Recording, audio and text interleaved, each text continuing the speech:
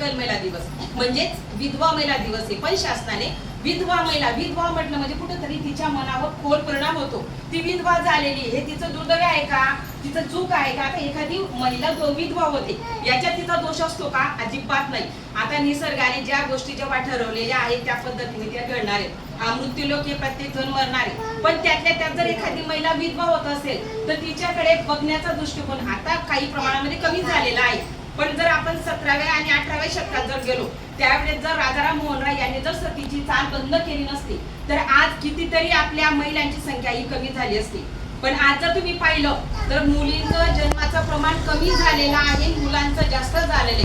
1000 मागे आपल्या जवळजवळ 30 ते 35, 100च्या मागे 30 ते 35 मुली ह्या कमी आहेत आणि त्याच्यामुळे मुलांना मुली भेटत नाही. म्हणजे बघा तिथपर्यंत आपण कुठपर्यंत आलो. म्हणून आपल्याला जर आपल्या विधवा महिला असतील तर त्यांचा पण आपल्याला सन्मान करायचा आहे. हळदी कुंकूचा कार्यक्रम ठेवला, त्यांना पण हळद लावा, त्यांना पण कार्यक्रमाला बोलवा. म्हणजे मी विधवा आहे, आता बघा जिल्हा परिषद शाळेमध्ये कार्यक्रम राबवला गेला, खूप सारे ऐकायला आलं मला. तेव्हा मी स्वतः उदाहरण बोलले की बघा तुम्ही विधवा आहेत म्हणून तुम्ही स्वतःला कमी समजू नका. हा तुमचा दोष नाही, हा निसर्गाचा दोष आहे. म्हणून काही गोष्टी आपण आपल्या लादण्यापेक्षा जर आपण त्याच्यामध्ये सहभागी व्हा. म्हणूनच शासनाला लक्षात आली ही गोष्ट. म्हणून शासनाने एकल महिला दिवस साजरा केला. फक्त तो एका दिवसासाठी नाही, खूप दिवस राबवले जातात. तुम्हाला माहिती असेल पितृदिवस असतो, मातृदिवस असतो, वेगवेगळे दिवस असतात, खूप दिवस साजरे केले जातात. चॉकलेट डे पण आता आपण साजरा करतो खूप दिवस. तसा हा पण एक महिला दिवस म्हणजे एकल दिवस.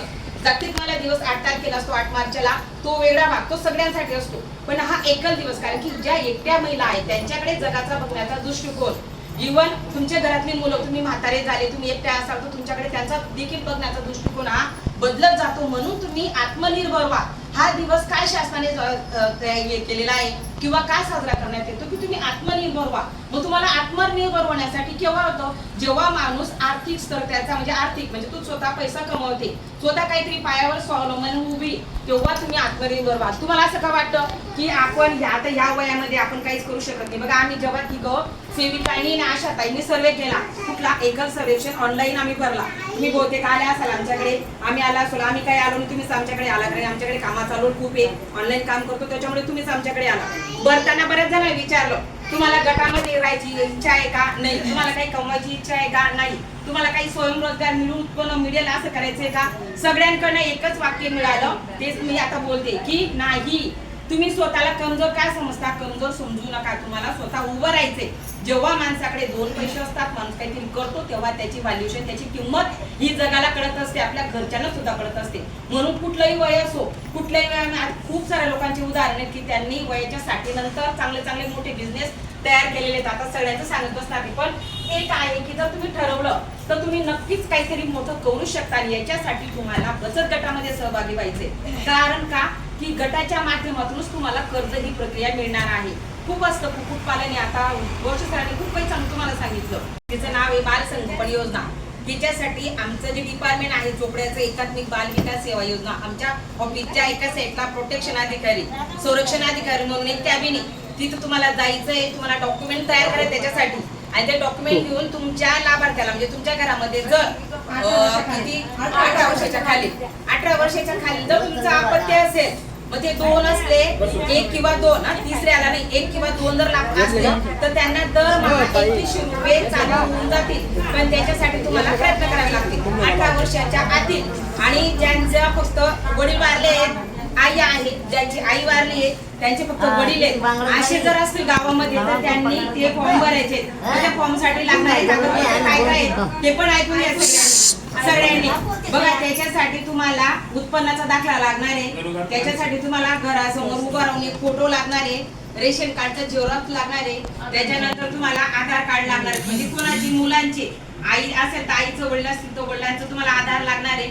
उत्पन्नाचा दाखला सांगितला गेला, त्याच्यानंतर मुलांचं पण म्हणजे खातं, मुलांचं वैयक्तिक खातं. म्हणजे समजा तुमचा मुलगा 8वीला जातोय, 7वीला जातोय, सपोज याच्यापासून पहिलीपासून कुठल्याही वर्गात असू द्या, तर त्याचं स्वतःचं बँक अकाउंट म्हणजे पोस्टाचं असो किंवा कुठल्याही बँकेचं असो, तर ते अकाउंट असणं आवश्यक आहे. तुम्हाला अजून काही शंका असल्या तर तुम्ही तिघही अंगणवाडी केंद्र आहेत आमच्याकडे या, तुम्हाला आम्ही चार्ट दाखवू, त्याच्यानुसार तुम्हाला डॉक्युमेंट तयार करून घ्यायचे आणि आमच्या त्या ऑफिसला जायचे. आमच्या जवळ जमा करायचं नाही, त्याचे पासपोर्ट फोटो पण लागतील मुलांचे.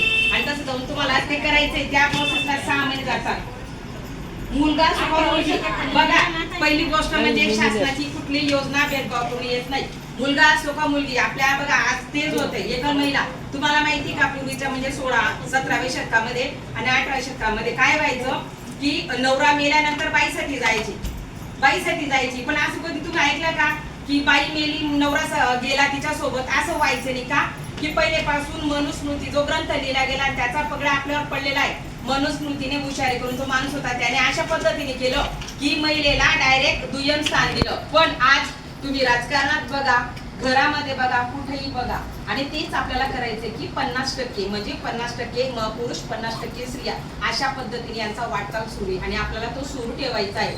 आणि त्यातल्या त्यात योजना काय, आज आपण इथं काय जमलोय ते आज आंतरराष्ट्रीय अंगणवाडी केंद्रामध्ये स्टेप बाय स्टेप शिकवलं जातं. जसं बालकाची चैन वाटतं, म्हणजे बालक जसं मोठं होतं 3 वर्षाचं होतं, त्याच्यानंतर ते 4 वर्षाचं होतं, मग त्या वयोगटामध्ये 3 ते 4 मध्ये काय शिकवलं पाहिजे, 4 ते 5 मध्ये काय शिकवलं पाहिजे, 5 ते 6 मध्ये काय शिकवलं पाहिजे. तुमची ज्युनियर आणि सिनियर मध्ये काय असतं, पहिलेपासून मुलावर बर्डन टाकलं जातं.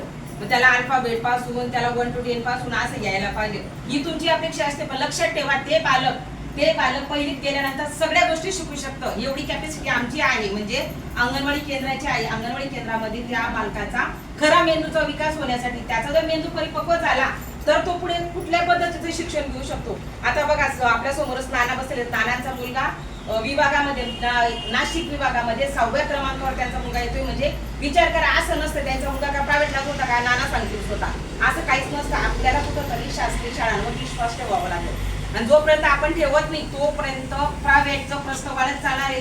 आणि प्रायव्हेट मध्ये कार्यक्रमांवर जास्त भर असतो. आता माझा मुलगा इंग्लिश मीडियमला 1 वर्ष काम करून सुटला. तुम्हाला माहिती असेल, एकदम स्टँडर्ड शाळा आहेत सगळ्यांना माहिती आहे. तिथं डोनेशन पण तसंच आहे. पण तिथे नेमकं काय होतं, माझ्या मुलाने एका वर्षामध्ये सगळं बघून घेतलं की तिथं आहे ना जास्त कार्यक्रमांवर भर दिला जातो. कार्यक्रम वेगवेगळे कार्यक्रम राबवले जातात, पण ऍक्च्युली जो पाया आहे, जो बेस आहे, तो तिथे होत नाही. अजूनही लक्षात ठेवा. म्हणून माझ्या तिघही अंगणवाडीच्या वतीने सगळ्यांना विनंती करते की तुमचे येणारी जी भावी पिढी आहे, जे तुमचे नात्र आहेत, तुम्ही सगळे आजारी आणि बटेल, तर तुम्ही तुमच्या नातवांना आमच्या अंगणवाडी केंद्रामध्ये पहिले दाखल करा आणि त्याच्यानंतर त्यांना जिल्हा परिषदात जाऊ द्या, किंवा तुम्हाला अजून वाटत असेल एखाद्या गव्हर्नमेंटच्या शाळेमध्ये टाकायचं टाका. पण आपल्या गावातली जिल्हा परिषद शाळा पण खूप चांगली आहे, तिथे देखील चांगल्या पद्धतीचं शिक्षण दिलं जाते, शिक्षक सगळे चांगले. फक्त तुम्हाला विश्वास ठेवा तरच तुमचं साध्य होणार आहे.